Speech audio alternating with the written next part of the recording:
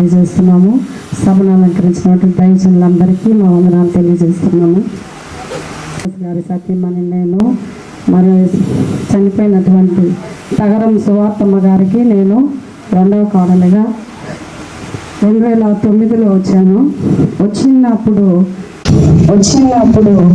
ఆ సత్రంలో నేను రెడీ అవుతుంటే అందరూ వచ్చి చూసిపోతుంటే ఏమి మీలాగా లేదా నా కోడలు అన్న మాటలు ఫస్ట్ ఆ మాట నన్ను మొదలుపెట్టింది. తర్వాత పెళ్ళై వచ్చిన తర్వాత అమ్మ సంఘంలో ఎంతో మంది వస్తుంటారు, మన బంధువులు ఎంతో మంది వస్తుంటారు. ఎవరు నేను చెప్పినా కానీ వాళ్ళు చెప్పిన మాట ఊకొట్టు, వాళ్ళు చెప్పినంత నువ్వు విను, మళ్ళా మాట ఎవరికి చెప్పబాకు, ఎవరు చెప్పినా తల ఆడిచ్చేదే నీ పని, ఎవరి మాట ఎవరికి చెప్పకూడదు అని ఫస్ట్గా నాకు సలహా ఇచ్చింది. నేనన్నా, నా భర్త అన్నా, నా పిల్లలన్నా, కుటుంబంలో ఎవరున్నా కానీ ఎంతో ప్రేమతో మమ్మల్ని చూసుకుంది. బాగలేని పరిస్థితుల్లో కూడా చెయ్యి కాలు పడిపోయినప్పుడు కూడా మేము ఎంత పొద్దుపోయిపోతున్నా కానీ అక్కడే కుర్చీలో కూర్చొని ఇంకా టైం అవ్వలేదా మీకు కానించి వెళ్ళండి అని అంటది. మేమందరం వెళ్ళిన దాకా అక్కడే కూర్చుంటది. ఫాస్ట్గా 2 రోజులు కనబడకపోతే ఎక్కడికి వెళ్ళాడు అంటది. ఒకసారి నాకు యాక్సిడెంట్ అయినప్పుడు ఏమో రాలేదు ఏంటి అని చెప్పి నన్ను పట్టుకొని బోర్ని ఏడ్చింది. నడుము నొప్పి వచ్చినప్పుడు 2 నెలలు రాకపోతే నన్ను చూసి ఏడ్చింది. నేను ఎక్కడో ఒక్కదాన్నిగా వచ్చిన, నేను ఒక్కదాన్ని, నా బాధ నాకు ఎప్పుడు కలిగలేదు. మేమందరం ఉన్నామని మరి మా బంధువర్గం అంతా కూడా నాకు తోడు నీడగా ఉన్నారు. దానికి కారణము ఆమె మౌనంగానే ఉంటూ చర్చ జరిగేంతసేపు కూడా ఇక్కడే కూర్చొని ఉంటది. ఏమి తిన్నావా అని అంటే మళ్ళీ మేమందరం కిందకి దిగి వచ్చిన దాకా అట్లాగే ఉంటది. నేను తిన్నాను తినలేదు అని ఒకరి గురించి ఒక మాట చెప్పదు. అంత ప్రేమతో మమ్మల్ని చూసుకుంది. చివరి దినాల్లో ఎంతో కష్టపడింది. ఎంత కష్టపడిందంటే ఎంతో మంది బంధువర్గం ఉన్నదే మిగిలిపోయింది.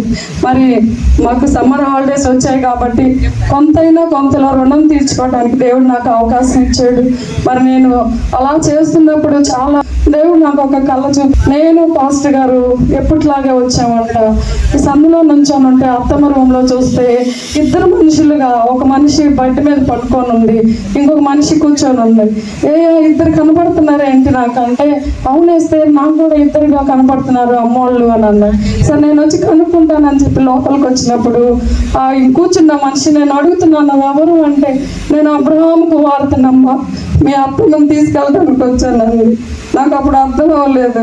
అబ్రహాం కుమార్తె అంటుంది ఏంటి, నువ్వు తీసుకెళ్ళటానికి అంటుంది ఏంటి, ఎందుకు నాకు ఈ కళ్ళు వచ్చింది, ఎవరికి వస్తుంది మరణము, ఎవరు వెళ్తున్నారని అనుకున్నా. తర్వాత వెంటనే మా జూలెం వాళ్ళ అత్తమ్మ చచ్చిపోయింది. ఆమె కూడా గొప్ప సేవకురాలుగా ఎన్నో మంచి కార్యాలు చేసి ఆమె తన యాత్రను ముగించుకుంది. తర్వాత అత్తమ్మ చనిపోయినప్పుడు ఎంతో మంది సేవకులు వచ్చారు. సేవకులు ప్రతి నోట మీ అత్తమ్మ అబ్రహాము ఒడిలో ఉంది, ఆమె అబ్రహాము కుమార్తె, అబ్రహాము వరుసలో ఉందని ప్రతిసారి అబ్రహాము అని చెప్పినప్పుడు ఈ కళ నిజంగా మా అత్తమ్మ గురించే నేను గ్రహించాను. ఖచ్చితంగా దేవుని యొక్క మరి సన్నిధానంలో ఉన్నదని నేను నమ్ముతున్నాను. ప్రతి ఒక్కరికి ఆమె మేడే చేసింది కానీ కీడెన్నడూ తలంచలేదు. మేము మంచిగా చూసేమో చూడలేదు, ఏమేం చేసేమో దేవునికి తెలుసు, మాకు తెలుసు. మరి మమ్మల్ని ఎవరు విమర్శించడానికి, ఎవరు కూడా అన్ని రోజులు అన్ని సమయాల్లో దగ్గరుండి చూసుకోవటానికి అందరికీ అవ్వదు. మరి ఆమె సలికినేటి కుమార్తెగా పుట్టిందేమో, తగరపు కోడలుగానే చనిపోయింది, రోషంగా చనిపోయింది, ఎవరి దగ్గరికి వెళ్ళలేదు. తన భర్త సంపాదించిన మందిరంలోనే కష్టపడి సంపాదించాను. నేను కట్టిన సంఘం అని నాకు ఎన్నోసార్లు రోషంగా చెప్పేది. ఆ రోషంతోనే ఇక్కడ మరి రోషంగా చనిపోయింది.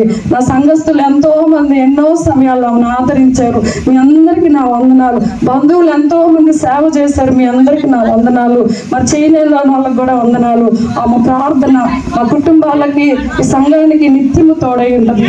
దేవుడి సాక్ష్యాన్ని దీవించినగాక. ஆண்டவர்களை ஆஸ்வதிக்க இரக்கமுள்ள ஆயிருக்கிறார். దేవుడు మిమ్మల్ని దీవించుగాక. நல்ல அருமையான சாட்சிகளை நம்ம கேட்டோம்.